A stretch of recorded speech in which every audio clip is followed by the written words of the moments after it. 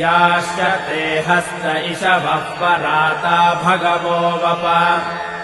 अवतत्यधनुस्त्वगुम् सहस्राक्षशते सुधे निशीर्य शल्यानाम् मुखा शिवो नः सुमना भव विद्यम् धनुः कपर्दिनो विशल्यो बाणवागुम् उत अनेशन्नस्येषव आभुरस्य निषङ्गतिः या ते हेतिर्मेधुष्टमहस्ते बभूवते धनुः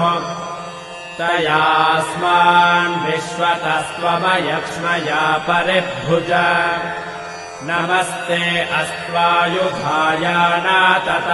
धृष्णवे उभाभ्यामुत ते नमो बाहुभ्याम् तव